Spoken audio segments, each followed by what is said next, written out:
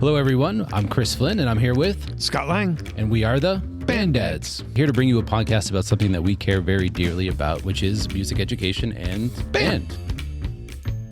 Some of you are here because you want to learn about all things band. Some of you are here because you want to see a train wreck, and the answer is yes to both of those. We don't care why you're here. We're going to answer all the questions. We're going to say the things you're thinking. We're going to debunk all the myths. Yep. This is the Band Dads Podcast. The podcast by and for confused band parents. Nice. You said the tagline. Well, we're good. We're live. All right. Live wire. You ready, Chris? I believe I'm ready. Okay. I'm ready. Chris covered in the last episode that he, due to family circumstances, missed the first show. I did. Correct? Yes. True. You've been to a fair amount of rehearsals, correct? Yes. And now it's not the same thing as a performance, I will tell you that. Right. And to be honest with you, even live and video aren't the same thing. Okay. Like, believe it or not, from a visual perspective, I thought the band looked better on video than I thought they looked live. That's a good point. But I thought they sounded better live than they did on the video. Okay. Does that make okay? Makes a lot of sense. But yes. you had a chance to review the video. Yes. And have you done it multiple times? So yeah, I have a few times. Yes. Okay. Chris? Uh-oh. Remember we did a show on adjudication last year? I do. I would like you to tell me a score of the band. Ooh. Now, but I didn't hear it live. You did. I can make but you might need to be the one. I understand that, but I can either make you do it cold, and then we can walk through the adjudication process and see if you still feel good. That's the way we did it the first time. Yeah. Okay. So, Chris, knowing what you know and seeing what you've seen, not just the tape performance, but you've been to rehearsal. Yeah. Give me a score for the show that was performed Friday night. And then we're going to walk through the whole process again of adjudication and see if you feel the same way in 12 minutes. So the first time our band stepped on a field during halftime of a football game, you want me to score that performance? Yes. That's rough. And I'm going to be a little esoteric at this point. You ready? You can't score what wasn't there. You have to score what was there. Okay. So as an adjudicator for parents, one of the things we didn't talk about, but we teased about was there are things that aren't there that a judge knows, but they can't put a number to it. Yeah. Like, and whether it's, I would like to see 58 color guard instead of 4, or I would like this to be a big moment, but it's a small moment. You can't score what wasn't there. In other words, the closer wasn't there. Okay. So the show doesn't have an ebb and flow the way it should. Gotcha. Not all the body movement was in. You can only score execution. Okay. So, and I appreciate that you're going to allow me to lean on some of my experience with rehearsal as well, because watching one of the issues that occurred watching the stream remotely was the audio was a problem. So the performance that I kind of ended up posting on social media was a mix of the stream video, because to your point, the stream video was decent and it was a pretty good perspective. It was up pretty high, so you could see the drill pretty well.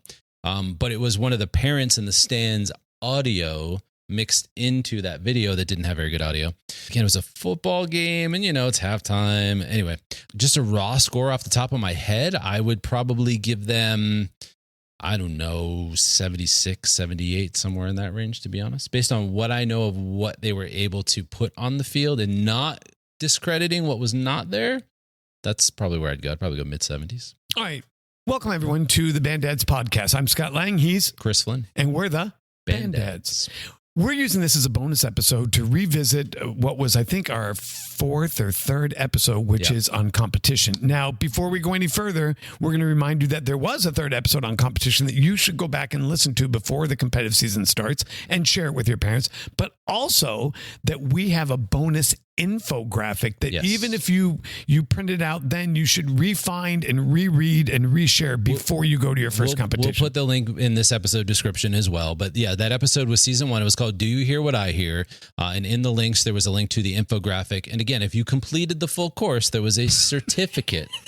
We thought pretty highly of ourselves in episode 3 that we thought that anybody wanted to create a certificate from the Band Dads. But there's a Band Dads podcast adjudication certification as well that you can complete. So You Hear What I Hear was the title of that episode. That's right. So we don't want to do a full repeat of that, but we encourage you to go back and re-listen to it. We may re-release it with this bonus content, but I want to just walk back through the highlights of the adjudication process as we go through it. So Chris, there's 7 judges. This is the express version. I feel like trying Chinese food, but I'm going to Panda Express. You turn on 1.5 or whatever it is. Okay.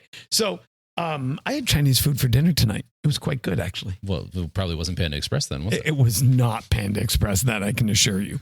Okay, so there's 7 judges. Yes. We know that there's a head judge, and then there's percussion guard. There's usually 2 music execution, 2 music performance, 1 visual execution, 1 visual performance. You chose music last time. I did you? Okay. Music performance. So using music performance again, because probably the audio is more reliable than the video per se. You'd say the video is more reliable than the example of this performance, the video was okay. Do you better. want to choose a video? You want to if that's what you want to do? If you want to be a visual judge for this one? Sure. Okay, so you said an overall score of 76, yes. right? Okay, yes. Good. Was the visual performance better than the music performance, or music performance than the better than the visual performance? Oh, geez. I'm going to say they were probably on about par, if I had to say. Okay. So just as a reminder of the 7 judges, even though they're equal in terms of maybe their number of judges, or it may not be, that music is rated higher than visual. So as a parent heading into the competitive season, you need to know there's 7 judges. One of them's a head judge. The second thing you're going to want to know, there's 7 judges plus a head judge. The second thing you're going to want to know is the way a band sounds is going to have more weight than the way a band looks. So even if... That's good to know. Yeah, even if, you have a visual and a color guard and all these visual things, the way the rubric is weighted. So there'll be 4 music judges and 3 visual judges. Or they'll have 2 and 2, but the music caption is weighted heavier than the visual caption. Okay. So knowing that, are you sticking with your number of 76? So I probably would. No, based on what you just said, I would say yes. Okay.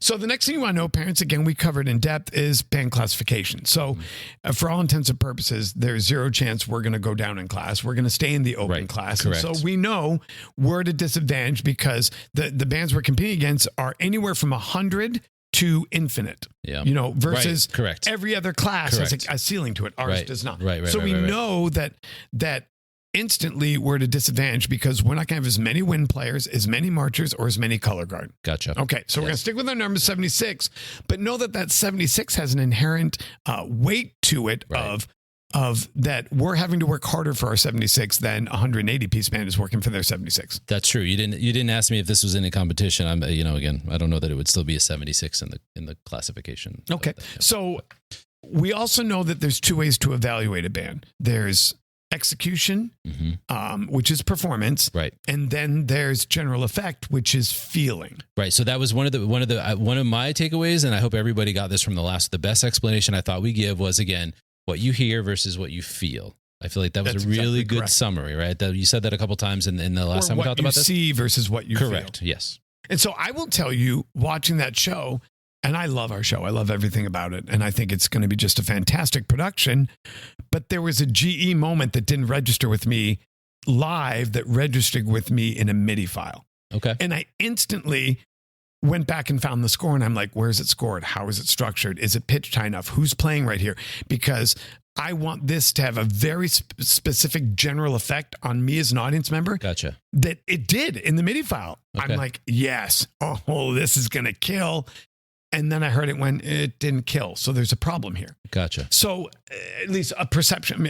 Sure. My point in saying that wasn't anything the kids did wrong. The kids did everything they were supposed to do. They played it the way they were taught to play it. They marched it the way they were taught to march it. Okay. But it didn't land the way we thought it did. So I share that with you just so that you know that sometimes when you're dealing with effect, it's not anything the kids did. Okay. It's something the adults did or didn't do. And then the second thing is anybody who keeps their show the same from beginning to end is living in a la-la land, because the only way you get better is where you find where things looked good on paper, looked good sounded good in a MIDI file, but didn't materialize the way you wanted to. So that moment, believe it or not, in the show, visually landed with me exactly the way I thought it would. Gotcha. I mean, I was like, man, the color guard's integrated correctly. The band is down front. The choreography is clean. There's nice body movement. We led up to it with a nice slope. And then we came to lay down the thunder. And it was more like a interesting whisper of lightning. Gotcha. And so I say that because parents, there's going to be changes in the show. Yeah. But so if the reason I share that with you, and I apologize for getting in your way, but no, you're good. I'm a performance judge, I'm going to score that really high that moment. Okay. If I'm a general effect judge, I'm going to score it lower. So I think that just raises just maybe a question, which is when you talk about changes and they're going to happen pretty frequently, does effect drive those changes more than performance does? What a great question. And yes. Gotcha. So I'll give you 2 examples. Typically for effect, we add; for performance, we subtract. And so for an effect, we're like, oh, that makes sense. This moment isn't big enough. Let's add 58 color guard and let's move all the woodwinds to poles and let's stick a mic on a kid to make it louder. Right. And for performance, it's like, well, not all 32 flutes can play that lick. So let's subtract 15 of them. Makes a lot of sense. Let's make that a soloist. Right. So typically for effect, you would add to solve the problem. For performance, you would reduce to solve the problem. Okay. Subtract. Good point. Yeah. Okay. Makes a lot of sense. So we know that it's broken down. 7 judges plus a head judge. Yes. We know that they're broken down by size and wind block. We know that music is valued more than visual. Yes. And we know that effect is a volume and a color guard category. Yes. So how loud can you play? How quiet can you play? How big is the color guard swirl there? How small is the color guard? That effect is driven by extremes of the eyes. I want to say this again, because I've said this a couple times on a couple different episodes, but God, color guard, I appreciate you. There's so much pressure on the color guard and they're so exposed and they're so vulnerable to have that level of responsibility. I don't know. And Darren said it best. If a flute player takes a measure off, nobody notices. Nobody could tell. If you're a color guard member, you take a measure off, it's real obvious. And absolutely. Shout out to our color guard, because I thought in the opener, they looked stunning. Yeah. So my shout out to them. Yes. The other thing is, that the ensemble matters more than the individual when it comes to overall impact. In other words, we're not going to hear an individual unless they're microphone, but it's what did the ensemble do as a sound? What did the drum line do? And not an individual snare. That's an execution, but the effect is ensemble driven versus individual performance. Sure. Execution is an individual person. Okay, so that makes sense. Knowing all that, you sticking with 76? Don't feel like you've given me a lot of reason to change my mind. No. Okay. I would agree at this point. Yep. Other than I would say if I'm an effect judge, I'm going to ding us in a spot. Which again, I think that's different. I guess maybe, I don't know, maybe it was different. My perspective remotely versus yours there. Does that make sense? 100%. Yeah.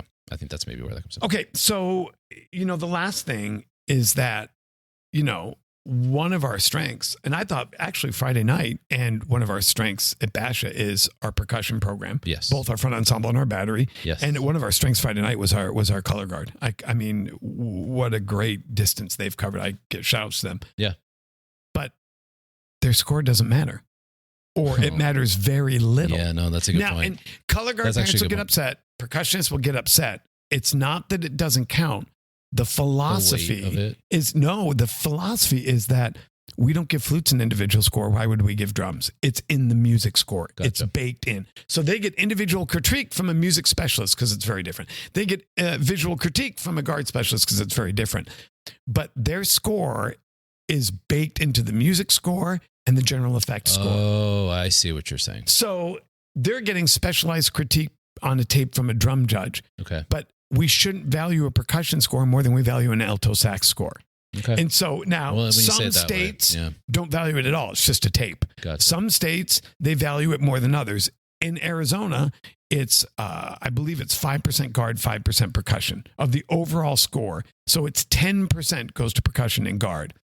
And that might vary based on the circuit, if I'm not mistaken. You're absolutely correct. Yeah. So I think that is correct. Yes. In our state. Yeah. So seeing the guard, hearing the percussion, seeing the guard, would it change your score? Again, no, not really. Because what you're saying is not to put too much emphasis on them. And again, if I was to put more emphasis on them, it might actually go the other way. So if you're saying keep it level as a whole, probably not. Okay. No. Can I try and change your mind? Sure. Okay. From an effect standpoint. Yeah. it opens up with 3 soloists and a front ensemble into a percussion layered experience, and then a drum solo before the big moment. Fair point? Okay. So we control the sound from the 3 soloists. We control the sound from the front ensemble because it's a fixed pitch instrument. It can't be flat or sharp, and we can control the balance of it. We can control the sound of percussion. It's a fixed pitch instrument. We've controlled every variable for the first minute of the show. That is brilliant design. I was going to say, that just sounds smart. Yeah. Right. Yeah. That would take our score up because it features our 2 strongest sections and we control all elements. Yeah. So I would tell you from both an execution, because it's our 2 strongest sections, right, and a design effect standpoint, I would take your score up 2 or 3 points. I see what you're saying. You want me to go high. I would go higher. Gotcha. I don't want you to do anything, but I would go higher because from an effect standpoint, from a design standpoint, but also from an execution standpoint, because it featured our 3 best soloists and our best 2 sections. Yeah, that our score would go up. Yeah, and I will say that there are other things, and I don't know that I want to point out the minute details, but I will, based on us having that conversation about adjudication, and especially spending a lot more time this summer watching like drum corps and DCI and whatnot, and going to live shows, it was a lot easier for me to find the things that they did that exposed their errors. There were certain elements in shows that made it much more obvious when things were happening when they shouldn't have been, and props that were like, and that's see you're misaligned because your prop is pointing it out to me. That's bad design, either music or visual, because good design should make hard things look easy and easy things look and sound hard. Right. And sometimes you see a show where you're like, that's not a hard move, but they're not executing it because they're going backwards. Yeah. Or, this is really hard. I don't know why they're sprinting across the field when they should be standing still when they play this. And parents realize what the kind of thing I'm talking about in our band this year. Even the uniforms are being affected by smart decisions to not do certain things uniform related that would give us exposure to error. So in that way, I just think you don't realize sometimes how far it goes, but if you really understand it, it's very, very intelligent. So the things that you're sharing make a lot. So thank you for saying something I said was very intelligent. It's the first time you've ever said that, and I want that documented on record. You are probably going to edit that out, probably. So, okay, so to our own band parents and to the band parents listening, take that first minute and a half of the show and look at it from a design perspective, not an execution, but all the choices that were made that you might not have seen before had you not listened to our podcast about we found our strongest 2 sections. We controlled the sound with our best 3 players. Right. We used an effect called delay, which makes the trumpet sound warmer and echoier than it actually is. Gotcha. And we put the front ensemble featured, and we have them mic'd up in a way that we control every sound that comes out of them. Yeah. And then the way it was built and layered before you hear every kid play, and you realize that was designed for success. Yeah. Like before the kids did anything, that was designed to put them in the best. And then when they have the big moment, they're 35 to 35 front hash to front sideline. Right. And the guards layered in to make them look bigger than they actually are because they're inside a 120 piece marching band instead of here's our guard over here on the side. Here's our 120 piece marching band. Which, so when you say it that way, and especially when we talk about how volume is an effect category, I think that's one of the things that, again, in conversations like this, I think parents can really take away, because maybe that was something that I would say maybe during my daughter's freshman year was like, especially compared to some of the bands that we would play, like, we don't sound as loud. We don't sound like we're having the same impact. Why do these other bands sound louder than us? And to your point, it's not that the kids need to just push harder. It's where are they playing from? If you move them 15, 20 yards closer to where I am, well, guess what? It's going to be louder. It's just inherently going to be louder. So I think, again, little things like that, once parents realize decisions are being made, it makes a lot. Well, and when you're watching, Darren talked about seeing with wide eyes and hearing with big ears. Look through your kid. So, and especially if you're going to your own kid's show, because you get to see it 5, 6, 7, 8 times throughout a season. So take a show or 2 or 3 and listen with big ears and wide eyes. But the thing, once you recognize with wide eyes and big ears what you're seeing and hearing, the next, and this is where your next level, you're ready to be a band director, is ask yourself, is this an execution problem or a design problem? Gotcha. Yeah. And so I look at, and I'm talking about literally 3 measures, but I look at that and I heard the band in other places. I'm like, no, they're throwing down there. This is not an execution problem. The kids can do what I want them to do It's just not happening here, so it's a design problem. Gotcha. So that's when you restage the band or you revoice the band or you do both. Yeah. Whatever it takes so that you get the effect that you heard in your ears and saw in your eyes before you gave it to the kids. No, it's an excellent point. Okay, so we know, it's the 7 judges and a head judge. We know that music is more important than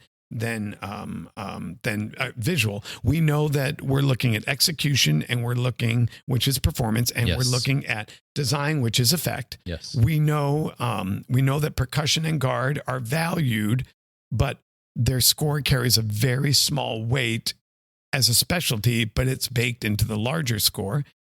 And so the last question is the box 5. Yes. And so box 5 is box 1 is never. Box 2 is sometimes. Right. So I think you should cover again, because again, I think one of the best ways, I think, for people to sit down in front and go, I understand how a score is constructed, and maybe even again use the visual that we have for them. But I think understanding the percentages, like we talked about before, like the what performance is worth, what visual is worth, and what effect is worth, right? So breaking that down, but certainly understanding the box 5, because what does 75 mean? How did I even come up with 75? And when we did this initially, I said I did it based on feeling, right?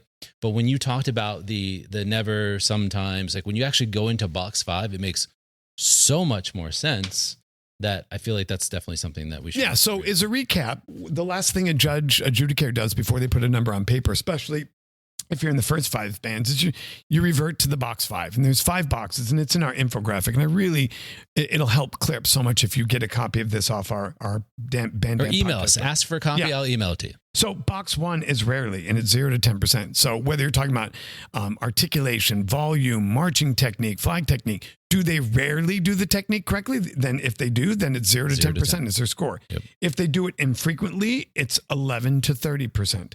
If they do it sometimes, it's 51 to 70%. If they do it generally, it's 71 to 90%. And if they always do it, it's 91 to 100. So pick the adjective, plays in tune, articulates, uses good tone, catches with good technique, drums with good style. Do they rarely do it, sometimes, infrequently do it, sometimes do it, frequently do it, or always do it? Yes. So knowing that, infrequently is 71 to 90. And then once you get that score, then you have a baseline score of 76. Now on the very next band, you just say, are they better than them or worse? Right. So they're either above 76 or below 76. Yep.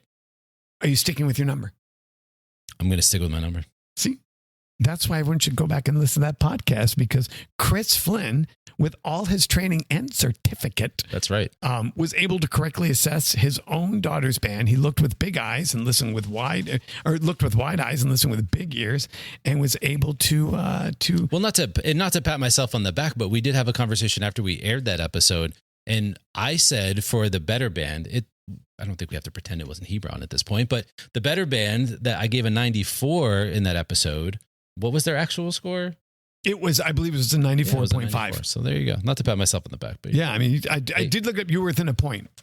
Is celebrity judge a thing? Because, I have a podcast that people know me, and maybe I could be a celebrity marching band judge. So pretty much you want to be Simon Cowell. Well, have you seen him lately, by the way? No. Oh, not good. That was like the Botox, and like, it's bad. He almost doesn't look like the same person. Oh, that's not good. Yeah, no. Have you seen Carrot Top? I was in Vegas the other day. Oh, Carrot Top. What happened to Carrot Top? Oh, he's unrecognizable. Really? I mean, literally unrecognizable. First of all, you remember Carrot Top, right? I remember Carrot Top, sure. He now is so roided out on steroids. He weighs 240. What? Yeah, he used to be a beanpole. I'm going to have to Google this. And his face is contorted in ways he must have sued the doctor, because you wouldn't pay someone and look that way. Wow. Oh, yeah, look up Carrot Top. Okay.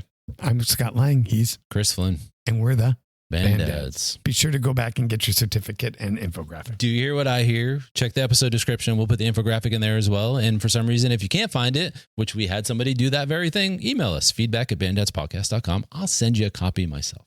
And you can share it with all your boosters and your band parents and your director, and bring it to you and share the PDF when you're at the competition with everybody. Lord it over your child. That's right. Thanks, folks. Hey, everyone. Band Dad Chris here with a quick programming note. The remainder of this episode will be a replay of our Season 1, Episode number 3, titled, Do You Hear What I Hear?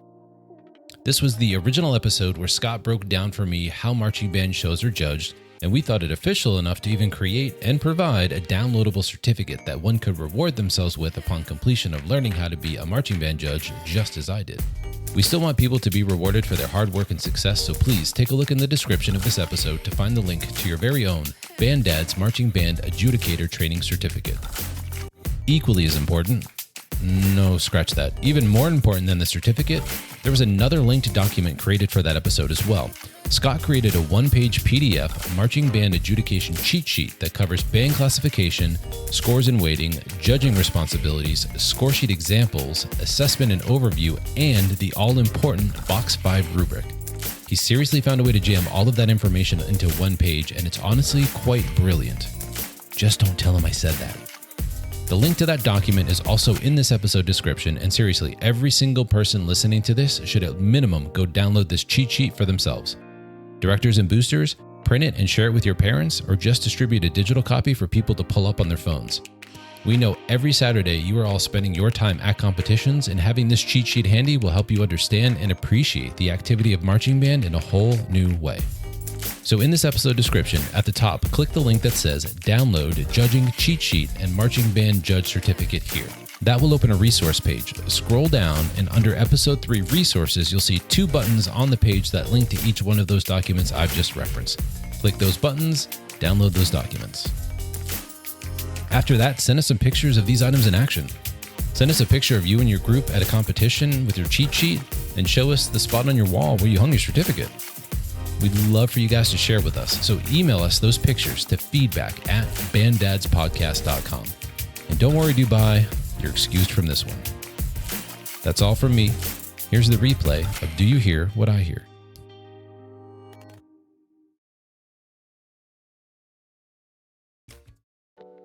Hey everyone, Band Dad Chris here with a couple of programming notes prior to starting today's episode. First, I want to share with you that during the episode, you will hear mention that we are sharing with you the links to the videos that Scott and I used that are marching band samples that ultimately I end up judging. We decided after recording that it was better to let those bands stay anonymous. Plus, this day and age, you never really know who has the rights to post what content on what platforms, and the goal of the exercise was to have fun and to educate, not to get anyone in trouble. So during the episode, you're going to hear a few audio samples, and during that time, that's the prompt that ultimately Scott and I are reviewing the band. If you decide to participate along with the activity in this episode, when you hear those prompts, you can always pause us for a moment and then go locate and watch any marching band you would like in order to be your own judge along with me. Second, we want you to go to our website, banddadspodcast.com. Find episode 3 and click on it. In the notes, you'll see that there are some links to some downloads. One of those downloads is a visual guide that Scott created that is a one-page overview that covers all aspects of the adjudication process. This thing is really phenomenal and a game changer. We want you to have it, courtesy of the Band Dads, not just for your own sake, but for others as well. This document will be something that will be used as reference for any marching you watch now or in the future. This thing is seriously fantastic and should outlast this episode itself. Also, make sure that you're sharing it with others. Send it to your fellow band parents, booster members, bring it to your next meeting and introduce it there. Music educators who have marching bands, share this with your parents, well, even your students for that matter. This really can empower everyone and change the way we see marching band as an activity. Lastly, when you're done with this episode, we have also provided you your very own Band Dad's Marching Band Judge Certificate. Print it out, show it off, hang it up. Make it a cornerstone in your office or an impressive conversation piece to display in your home. You earned it, so show it off. Okay, ready to get into the actual episode now? All right, let's get to it. Welcome everyone to episode 3 of the Band Dads podcast. We've made it to 3. Yeah, well, magic number. Yeah, we don't know that anybody's watching the 3rd episode, but like I said, if you came for the train wreck or you came for the information, we don't care. We're here either way. That's right. So welcome. We have something really cool planned for this episode. It's called Do You Hear What I Hear? And as Scott promised previously, you're going to be a certified adjudicator. Certified may be a bit of a stretch. You said it multiple times. Okay, we're going to put a certificate. You're right. We're going to put a certificate link in the notes where people can get their certificate and they can frame it and lord it over their band director and their child. So I will tell you that that's actually a good point that he didn't necessarily mean to make, which is if you go to banddadspodcast.com, look for the episode 3, Do You Hear What I Hear?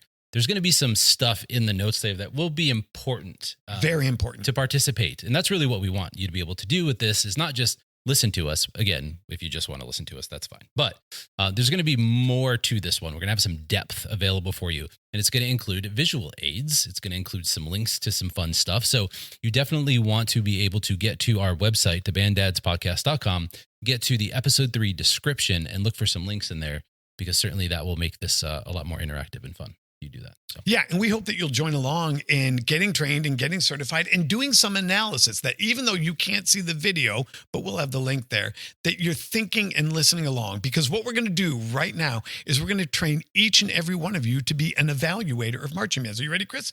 I am. So do you hear what I hear? Is this evolved Little Drummer Boy? Like, what are we using as our source for Do You Hear What I Hear? I'll show you in just a second. But this all started when, I told someone else, I said, I'm a band dad until the band starts to play. Okay. And then I can't turn off my band director ears. I can't turn off my band director eyes.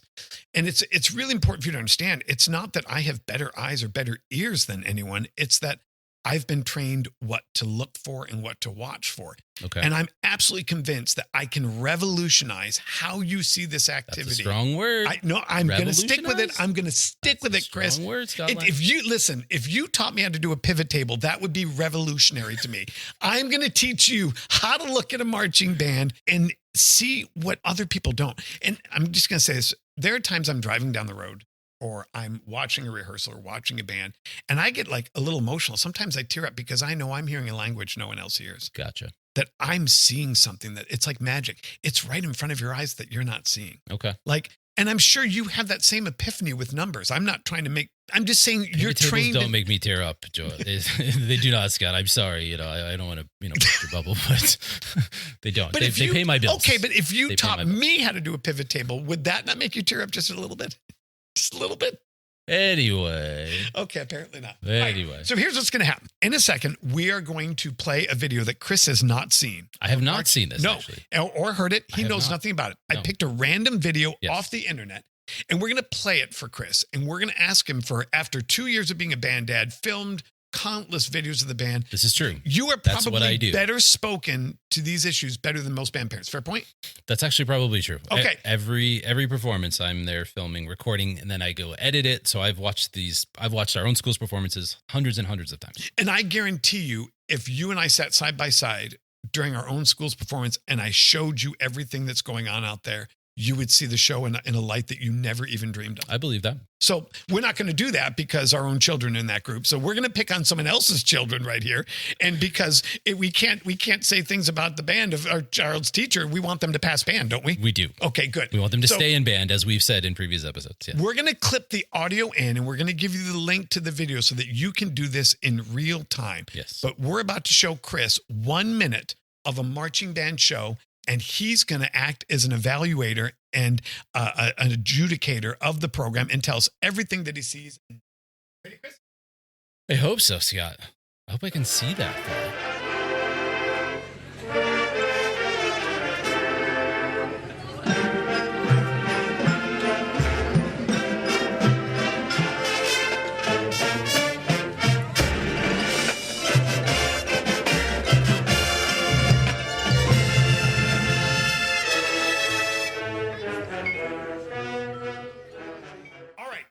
Okay. Adjudicator Chris Flynn. Oh, boy. You just finished watching an element of a band show, about 1 minute and 15 seconds of their show. Okay. Let's start with give me a number if you were adjudicating that from 1 to 100.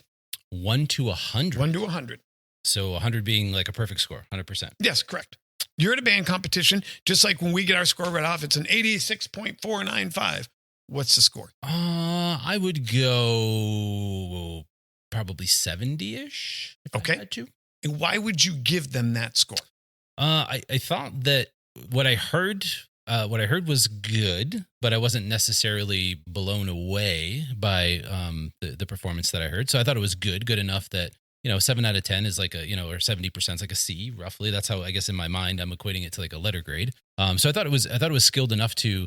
One of the things I think is the biggest thrill for a band parent like myself who doesn't necessarily know the technicalities of looking at a show the very first thing is, oh, I know that song. Like I get excited because I know the tune they're playing. Like, oh, this is now relatable to me because I heard the song from Peter Pan. Like I know that song. So it almost allows me to be a little more judgmental only because I actually know that song. So it's familiar to me to say, I know what that's supposed to sound like, if that makes any sense. So but I get excited when it's relatable that I know the music, which I can tell you is very common for other band parents. Okay, as well. so let me ask you a question. Remind everyone what you do for a living. I'm a data analyst. Okay. Applying those same sets of skills of being data-driven Yes. and analytical, Okay. can you put a construct or a framework around your number? Not necessarily. It's a lot of a feeling. Okay, good. So that's totally okay. Okay. I love that you said that, Yeah, by the it's way, kind of a because the thing is, most people believe that's what adjudication is a feeling. Yes, because that's how we see it. That's right. Yes. And what we're going to do is we're going to demystify that and teach everyone who's listening the construct and the framework that we use when we adjudicate bands. And I think you're going to find out that you as a data analyst might Yes. be better suited to be an adjudicator than me because you will apply objective data analysis to what you see versus emotion, because that's not what adjudication is. It's more analytical than people think it is. So Gotcha. Are you ready to become a certified adjudicator? So you're gonna remove my emotion for watching this, and you're gonna help me just see. This the is facts. you being emotional? Seriously? Well, sorry. When it's my kids, I guess it's different. It's a different feeling. But I'm able to see what I see, and I don't know any more than that. So I think certainly this will be important for me. Okay. Are you? I guess a good example might be: are you a boxing fan? Not necessarily. Yeah, neither am I. Yeah. But they have different weight classes to make it a fair Yes, fight. absolutely. Okay. That I'm aware of. So the first thing you need to know is bands are adjudicated by a rubric, but the rubric is placed against other bands based on size. Okay. So that band makes right sense. there is probably about 160 kids. Okay. That would be an open class band. They're at the highest level of achievement. Now, the Okay. reason that's important is because the number never changes. So perfection is perfection. And a band of 45 is probably less likely to have a balanced characteristic sound when they have 14 flutes and one trumpet. Fair point? So I can assume things just based on the band size itself? That's what we're saying? You can. You Okay. absolutely can. Okay. So when we look at this band, they're in open class. Now, you determine open class by one of three ways. Number one, how many kids are on the field? Okay. Number two, how many kids on the field play a wind instrument, which means you remove the color guard and the percussion ensemble. Okay. Okay. And the third and most indescribable way is by school size. Oh, okay. And there are national competitions that do that, which makes, frankly, very little sense to me because the school size may or may not equate to the size of the band. I can think of schools around our school who have the same enrollment size, whose marching bands are nowhere near the size of our school. So I can't imagine using that as a basis for it. So the whole point of doing that is so that you're not putting a 160-piece band against a 40-piece band. Okay. But that doesn't change the standard or the number. Okay. And so typically, because larger bands come with usually larger color guards, better instrumentation, more numbers hide more flaws, typically you see scores rise with band classification, with band size. Make sense? Yeah. Okay. Yeah, So that makes this sense. is the highest level achieving band because Okay. they're not the highest achieving, they're the highest level of band in terms of class size. Okay. Whether you do it by school enrollment, whether you do it by instrument, whether you do it by The full highest numbers. division, let's Yeah, call it. fair point. Okay. Good. Okay. Now, there's two things you're looking for when you look at a band. Okay. There's only two characteristics that you're looking for. And you said one of them. You said the word feeling, right? Yes. Okay. I did say feeling. We call that effect. Okay. Okay. Effect is the impact it has on us as an audience member. Okay. Okay. Effect is partly design, the way the guy wrote the show, or the composer wrote the show, and the way the drill writer wrote the drill. Okay. Okay. So we're going to talk a little bit later about that. That same set right there would have a greater effect had the drill writer done a better job of staging that band. I see. Okay. So effect, you understand, it's how we feel, correct? Okay. Sure. The next one is performance. Mm-hmm. And that's how the students perform, the Okay. level of achievement. Gotcha. So impact and achievement, we call it effect and performance. Make Okay. sense? Yes. Okay. So you know the size of band you're seeing. So you're going to judge them at the highest level because they're the biggest band. I see what you're Okay. saying. Yes. You're going to look for two characteristics. What are those characteristics? I'm going to look for effect and performance. Right. Effect is how you feel. How I feel and and how well they did. And you really did a nice job when you said, I know the song and it made me happy. Yeah. That wasn't an accident. They chose that for that reason. Fair. That's Okay, fair. good. Okay. So we know it's effect. Now, we weight effect and performance in 3 specific ways. Okay. Music gets 40% of the score. Okay. Okay. GE gets 20% of the score. Okay. And performance and visual gets 40% of the score. Okay. So music gets 40. Okay. Marching gets 40. Okay. And general effect gets 20. So 40% what you hear, Mm-hmm. 40% what you see, Mm-hmm. 20% how you feel. Okay. Now, how, and maybe this is something that you'll address further on, but how does an adjudicator hear? So, I mean, if you've got 160 kids on the field, how does an adjudicator identify if there is a misstep in performance? I'm not saying I would catch it as a normal, just common listener of a marching band show. How, as an adjudicator, how do they not overlook it or miss it? Because it seems easy with 160 kids on the field. Well, I'll be honest with you. It's experience. I would imagine you can look at a spreadsheet and spot an error before you actually catch the wrong calculation. This doesn't That's fair. This number's not right. It can't be right. That's fair. Adjudicators sometimes that chord's not right. I can't tell you which kid's playing the F sharp, but I can tell you that's not right. Gotcha. Okay. And that makes sense. The other thing we do is we stage the judges.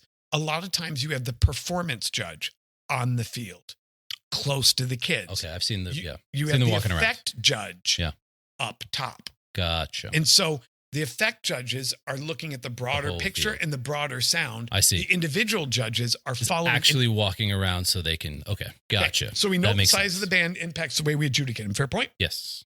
We know that we're looking for 2 things. We're looking for effect and performance. Yes. One is how the kids perform. The other is how we feel. Okay. We know we're going to take that number. So whether it's a music effect, like how did that music make you feel? 70. And how did that drill make you feel? That was a 50. And you're going to go, okay, now we know the music's 40% of the overall score. The visual part's the overall score. Now put the 2 together and how do you feel about the whole show? I see. That's 20% of the overall score. I see. Does that make sense? Yes. That's a lot of information. Fair point? Yes. Okay. and it is, but Yes. here's what you need to know. There's I'm just one person trying to crunch all this in my head right now, which that's is kind of intimidating. You don't have to do all that because there are 8 judges. Okay.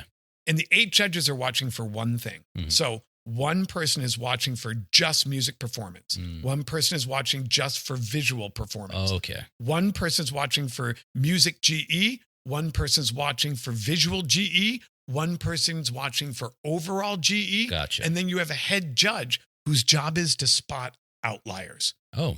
In other words, what's an outlier? this has happened in national events before. Okay. That you'll have a music judge, because a lot of times they double the panel, so that there's some averaging out. Okay. You gave the band a 92.5 in music. I gave them a 48. That sounds like a problem.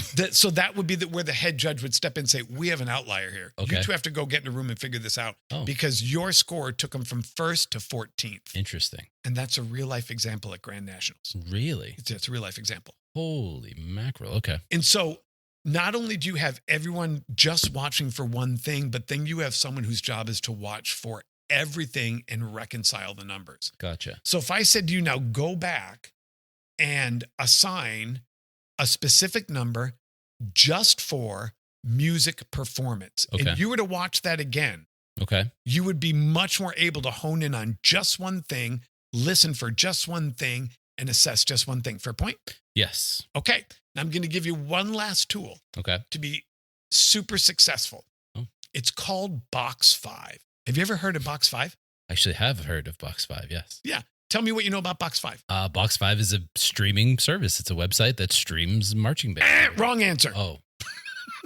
That's what I thought it was. My bad. Actually, they are, but they stole the name from marching band adjudication. There are 5 boxes in marching band adjudication. I see. And they go like this. Rarely is box 1, 0 to 10%. Okay.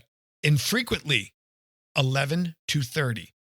Sometimes 31 to 70%. Usually 71 to 90%. Okay. Always 91 to 100%. Makes sense now. Yes. Okay. So, Chris, I'm going to play this again. Okay. Okay. Now, the question you're asking yourself, what you want to do music effect, music performance, GE, you want to do visual effect, visual performance, or GE?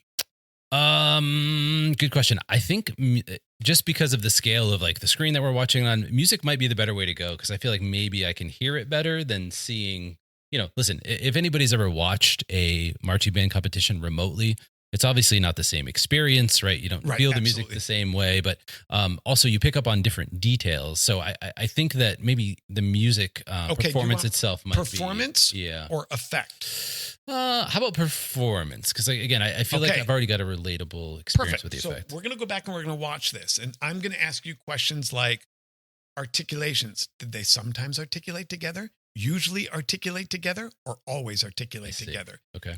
Did they play with the same volume sometimes, always, or usually? Okay. Did you hear good characteristic sounds sometimes, usually, or always? Because now that you're honed in on one thing and you know the adjective you're looking for, you can now box it into one box of I'm somewhere between 71 and 84. Gotcha. And at that point, it becomes relative. Were they better than the last group or worse than that? Once you've set the benchmark of what sometimes is, 76. Everyone after that is either better than that benchmark or worse than that. So you don't want to be the band that goes first? Is that what we're saying? It definitely is harder. There's no question. Okay. It depends. I will tell you, it depends on the length of the day. If there's 40 bands, you don't want to be first. If there's 10, they're going to remember you regardless. Okay. But absolutely. But I've been drawn first before. Yeah. And I always told my students, and you can tell this where the competitive come, our job is to wreck everyone else's day. We're going to set the bar so high no one comes above us. That's fair. Period. Now, how is just this is kind of a weird side note, but how is order determined? I think I understand when it comes to when we go to state finals and whatnot, there's some ranking involved there, right? But just in a normal competition throughout the school year, how do you determine who goes when? Well, there's a couple different ways. I like Arizona's way, so I'm going to share that with you. What they do is they take a division. So let's say Division 2, okay? Then they rank it in order of size. 51 bodies, 56 bodies, 61 bodies, 63. Makes sense? So if Division 2 is 50 to 70 bodies, they rank them in order size. Then they cut the division in half. So there's 10 bands under 62 and there's 10 bands over 62. Okay. And then inside the half boxes, it's random draw. Oh. So it's random draw, but you're never going to be more than 6 or 7 bodies off the person you're following. Because remember, the effect category is a volume category and a color guard category. Yeah. So if you're following someone who's 20 win players larger than you, you're in some trouble. Yeah. So that makes sense. Just to really put it all in perspective, you look at our son's band. They're a Division 1 band. They're a Division 2 win block. Yeah. They just have a very large drum line. Okay, that makes sense. So to come out and follow the 2 bands that beat us at our last competition, they had 40 more wins than we did and 40 more color guard. Yeah, I don't know how you overcome that. Yeah, you can't. You overcome that. You can't. Okay, so we're going to play the same section back again. Okay. You've chosen to do music performance. Ready? Yeah, and if anybody's curious what we keep looking at, this is one of those, again, fun things that I mentioned. Make sure you get to the episode description on our website on baddadspodcast.com, because this guide that we're using ourselves to review this right now will be available to you as well. So please make sure you go there. So that way you got to do your judge's introduction. Okay, you ready? Oh, okay. You hi, welcome to the Smith High School Band. My name's Scott Lang, and I'll be judging music performance today. I'll be looking for characteristics related to the quality of your sound, the tone of your sound, and the efficacy of your sound. I'm so excited to hear your band. Looking forward to you. I'll be back when you play your first note. Oh, okay. So what I'm going to do is I'm just going to dub introduce yourself to the band. I was just going to dub my name over yours, and I can edit. What you said was beautiful. I don't have to recreate that. I can edit it in. And you're not even going to try? No, I don't think so. That's a lot. That's a mouthful. So wait, but I'm curious. Are you saying that they do this with the kids? Every tape. So here's what's happening. Recording that's provided back to That's correct. So you introduce yourself. I'm like, when did they You give them a framework of you tell them what your area is. Give them a framework of what you're going to be assessing them on. Okay. Wish them good luck. Gotcha. Tell them you'll be back when they're ready to play. Because there's usually 8 to 9 minutes in between bands. You can do that in about 45 seconds. It gives you a chance to drink a cup of coffee and get a burger. So in the podcast, introduce yourself. In the podcast world, we call that a pre-roll. They basically record a pre-roll. Okay. And then pre-roll your adjudication tape. Okay. Hello, my name is Chris Flynn, and I am here to judge general music. Music performance. Music. Sorry. That's okay. I can't even remember what I'm doing because I'm so overwhelmed by all of this. Again, so my name is Chris Flynn, and I am here to judge music performance for your band. I'm super excited to hear your performance today, and I'll make sure that I provide proper critiques based on what I hear and what I see based on your school's performance today. I don't know if that's any value in it. I almost don't want to watch. I almost just want to listen. That's smart, actually. Okay.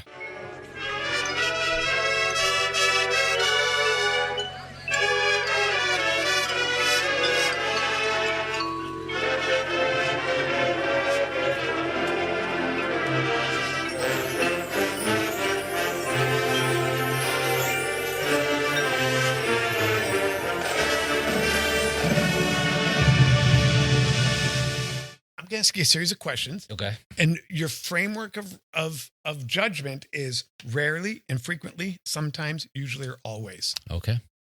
You heard good characteristic sounds from all players.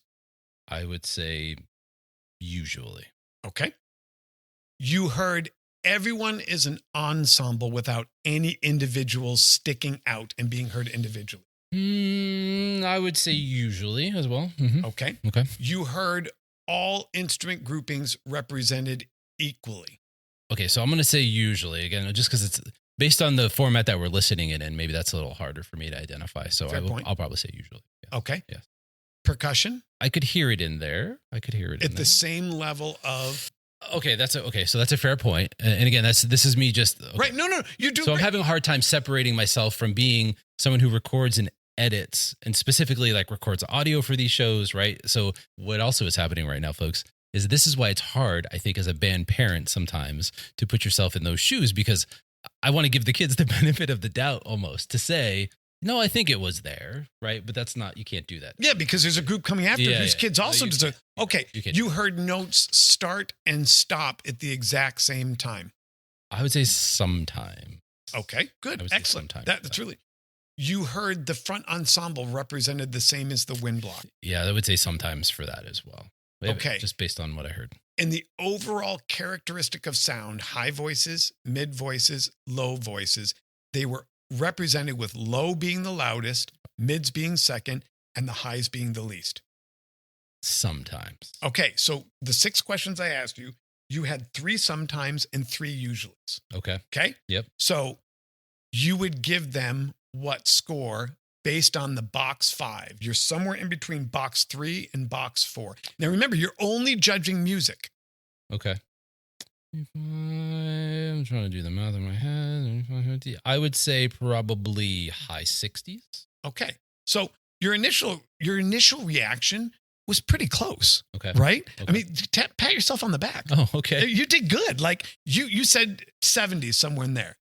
And I would probably agree with your assessment, but now you have the framework, the vocabulary, and the structure to justify it. A critique when a director comes to you and says, hey, why'd you give me a 69? And okay. Your answer would be because usually you played with good sound, but not always. Usually you attacked and articulated together, but not always. Yeah. Usually you have that framework. So you're starting to see it's more like an Excel spreadsheet than it is an artistic interpretive endeavor. Fair point? Yeah, absolutely. So totally then because you're doing music, your score is going to be 40%. Gotcha. And if there's 2 of you to balance it out, then they would average your 2 together. That makes sense. And then if you were a 70 and the guy next to you or gal next to you gave him a 92, the head judge would come over and say, we have a problem. What did you hear? What did you hear? So just from your experience, then again, let us, remove the curtain a little bit. What happens when those 2 people get together? Have you been involved in any of those conversations? Like, how did they come to that conclusion? It happens they're so far apart. It happens almost at every competition.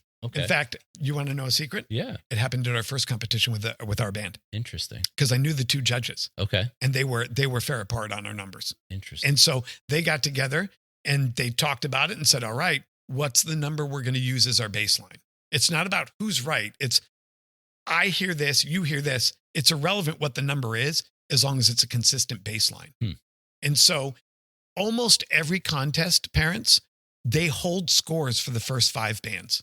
So I'm going to go, yep, they're 72, they're 74, they're an 86, they're a 92. Now, after 5 bands, I'm going to go back and look at those numbers again. After 5 bands, I turn my numbers in. Okay. Then after every band, you submit your numbers after every band so they can get the tabulation sheet going.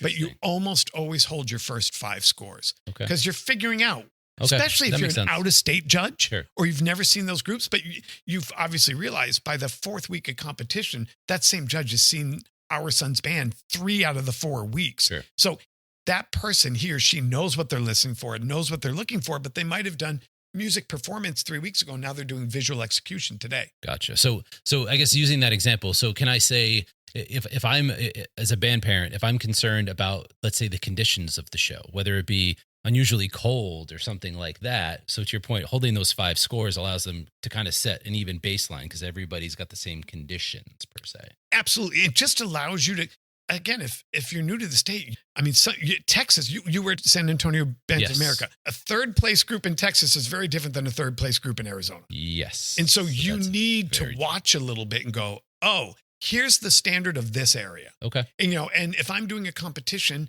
on, an impoverished area that is small schools only, and most of the band directors are really PE teachers, they just did high school marching band, my numbers are going to look different than if I'm in a highly affluent suburban area where every band's 200 kids. Okay. And they audition kids and cut kids that aren't good. Yeah.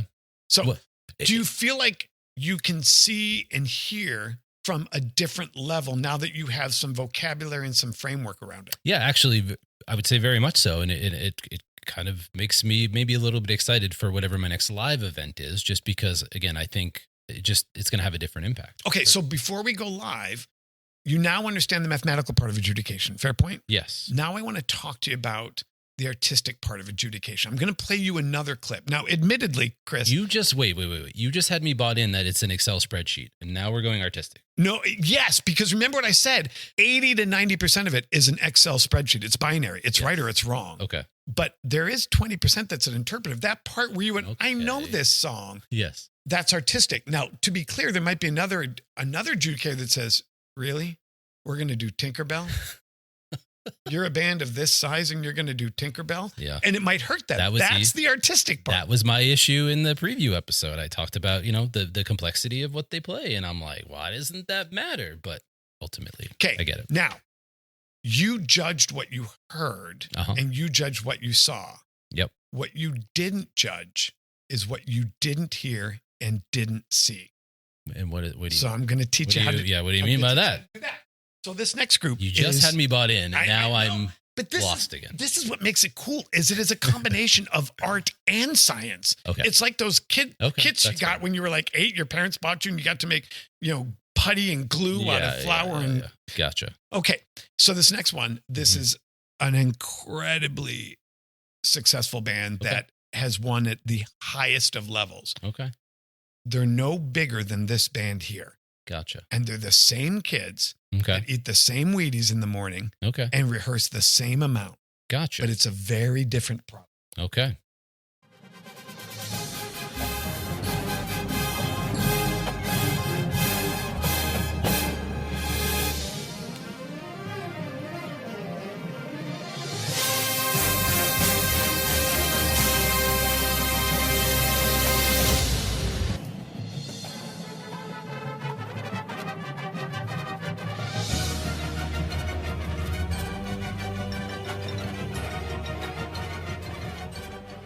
Okay, Chris, Mr. Adjudicator Flynn, did they sometimes play with good control?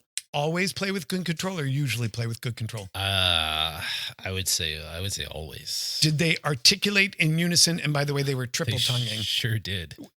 Sometimes, usually, or always? I mean, it sounded like always to me. Did you hear all of the voices in the ensemble? Sometimes, usually, or always? No, you could hear everything. And it's impressive that I feel like you can be that even toned and get all of those instruments sounding the same. So I would say always. So that's a box 5 band, right? Yeah. So now you know that band to set the standard. Give them a number. I would give them, if we're saying always is that scale, 94. Okay. Great number, by the way. So you have a 70 and a 94. Okay. Same size band. Yeah. Now you have, I don't want to use the term bottom because they're an excellent band, but you have a 70 is a baseline. You have a 94 as a top line. Every band that follows this, Were they better than the first band? Were they better than the second band? Okay. Then you're able to slot them. Gotcha. They're not as good as the second band, but better than the first band. Okay, let me go back to my box 5. Where did they fall in the box? And that's how you take 20, 30, even 40 bands back to back. Gotcha. You start with sometimes, usually, always. Okay. And then you slot them based on what you've heard in reference for the rest of the day. So those first 5 bands, those scores that you're holding, you're setting a rubric. So, and maybe this is a little bit off topic, but if we're talking about these are the same size bands, then how do we get to such different production? Like, how do we get to such different output? Well, we're going to talk about that in episode 7 when All we right, talk about fair enough. money. Okay. Right? Because Okay. money is a part of it, right? Well, I would imagine. Because it's the quality of staff, the quality of props, the quality of the show design, and Gotcha. who they paid to design that show and Gotcha. stage that show. So that's the last part I want to share with you is what you didn't see. Okay. Okay. It's there and you're going to see it now that I point out. Okay. Now that we know that we want general effect. Fair point. Yes. We know that we want that volume is GE. Fair point. Yes. Okay. That's a 300-piece band that never left midfield. They were always within 25 yards of the sideline. Yeah. The first band never approached the sideline. Gotcha. That's a design flaw that kept them from having effect. Interesting. So they knew that moment they had to put out some sound to get that top line effect. They know the further they are back, that the less effect that they're going to have. So they staged that. Make sense? Yes. Okay. You saw the part where the trumpets were triple tonguing and Yes. We know it's effect. We know it's performance. Fair point. Yes. Those who are performing didn't move. They're standing still. Okay. The people that weren't playing, they are running in back of them. It's what's called a 5-to-5, 5 steps and 5 yards. Okay. Normal marching's 8-to-5. They are sprinting, crossing each other because it's a great effect. Visually. And you can't find dirt. You can't find dirt when it's crossing each other. So they're hiding performance. Okay. They're creating effect.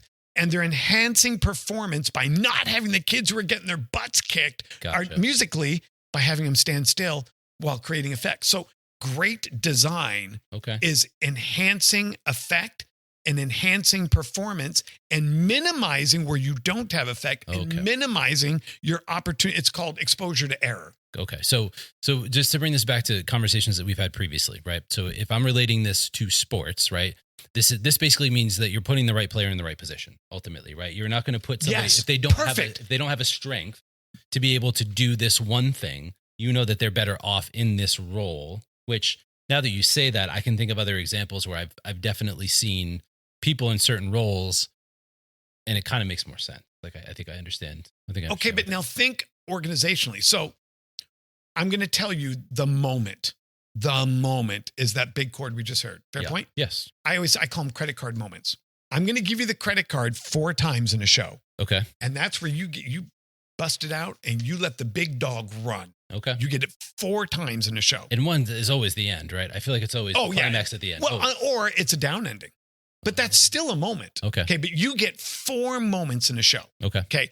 So he knows from an arranger's standpoint, he's going to build from a woodwind flurry into a brass articulation, into an ensemble moment, into a big hit. That is a 64 measure musical crescendo. Fair point? Yes. Okay. So that is a musical design for effect. Okay. You want to make the big moment sound big? Start with a small moment. Mm. Okay.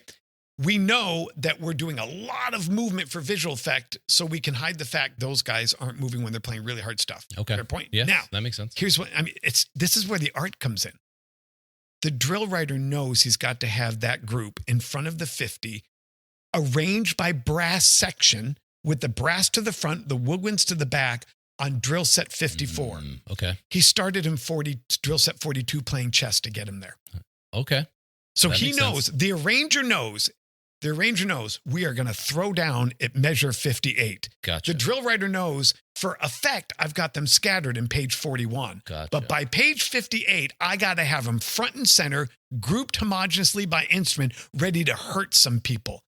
How do I get them there while I'm minimizing my exposure to air and maximizing my visual impact? Gotcha. That's the art. And that comes under the show designer, Okay. who takes a step back and says, hey, music arranger, here's my big moment. Hey, drill writer, here's why I need lots of flurries so it hides the fact that my brass section isn't moving. But I need you to stage it in a way that I get everyone here by measure 52. Gotcha. So I want you to watch this section. I was going to say, I feel like that's probably something that's fairly consistently lost on a casual audience like myself as a band parent, because there's so many things that I'm already taking in that I'm not sure that I would notice that level of intricacy to say, oh, I see how this created this. Because that great moment pushed 15 yards back wouldn't be as great. That great moment staged on the 40-yard line wouldn't be as great. Gotcha. And so the best analogy I can give you is it's chess. The Grandmaster, I've got checkmate in 12 moves. I see it in my head. I'm not one of those people. Gotcha. But a good drill writer and a good show designer is thinking for those 5 credit card moments. And what do I do in between to maximize effect and minimize exposure to performance error? Gotcha. So watch this one last time. You're looking for minimizing of performance exposure to error, maximizing effect, staging over 64 measures to build to the credit card moment. Okay.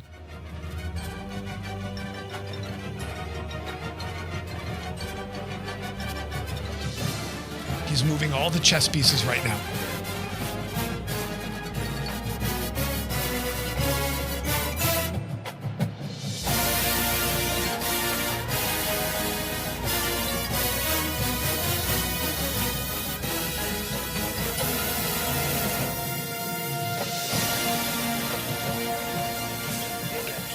You just did a GE critique.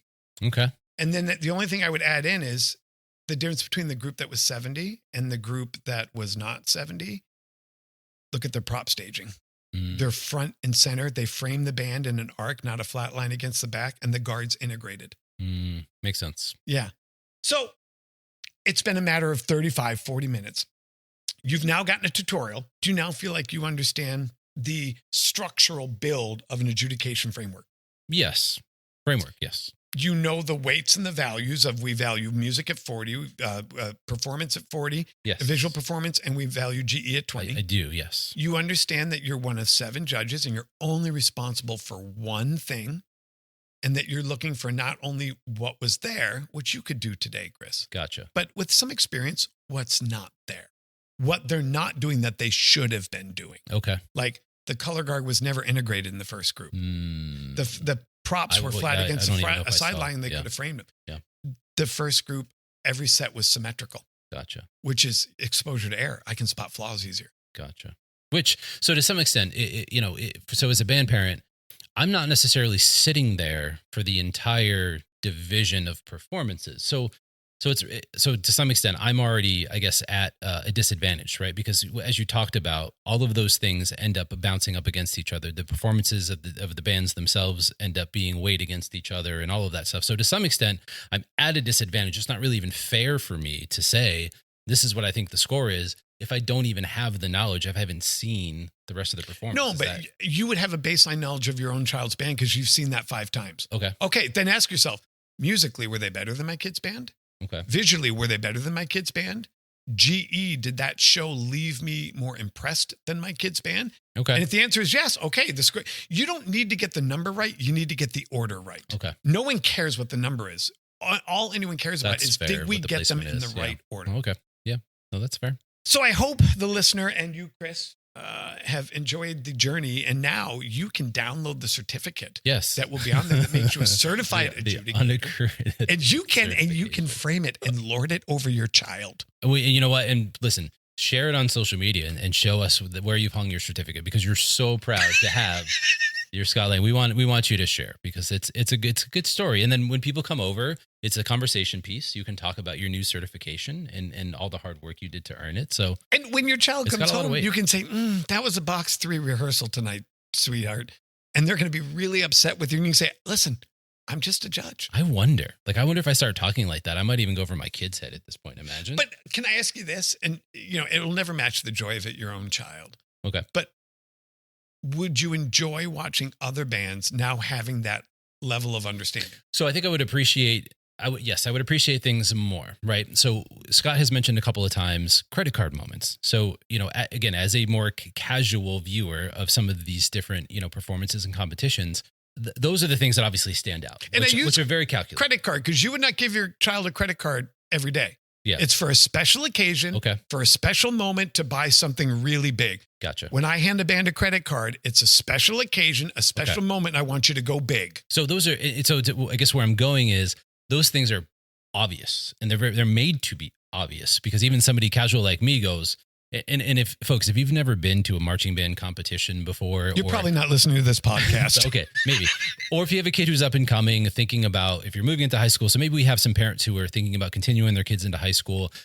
Certainly take the opportunity, if you have not, to attend and go just participate in one of these shows. One, because it's great to support the kids, but two, there are those moments that until I first was, able to sit live and be a part of one of these performances, where those things really do hit you. They go through you in a way that's really hard to describe. Yeah.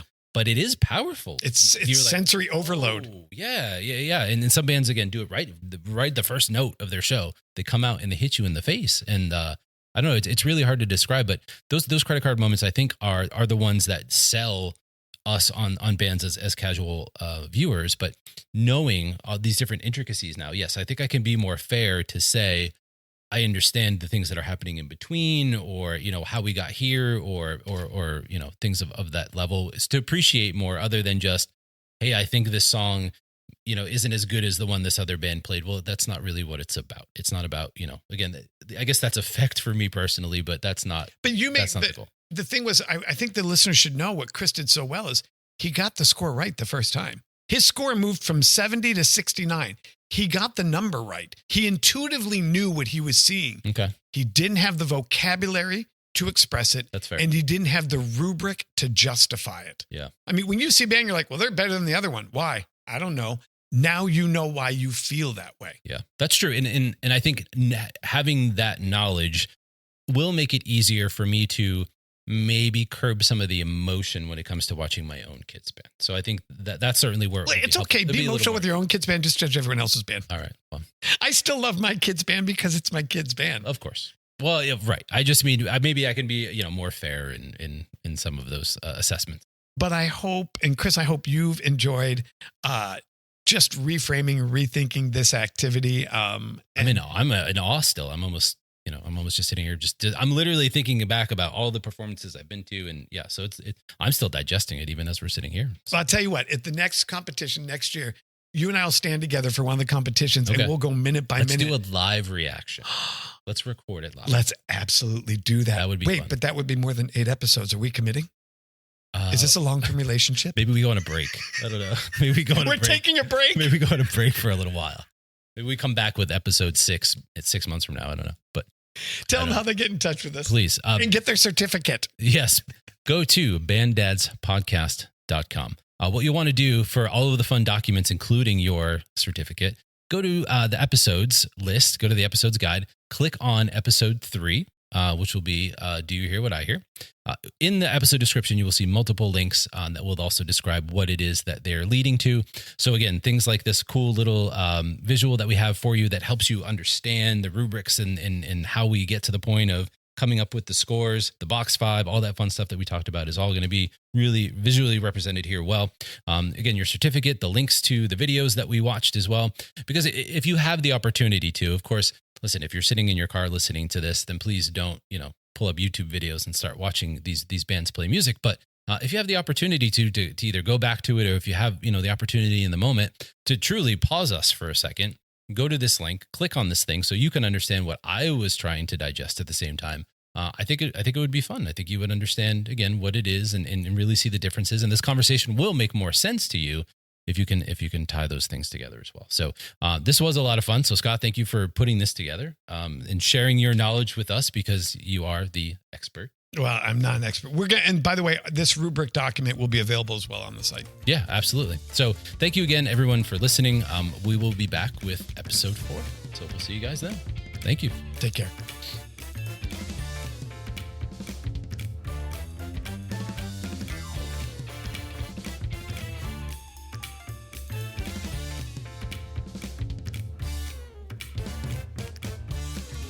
To stay up to date with the Band Dads podcast, visit our website, banddadspodcast.com.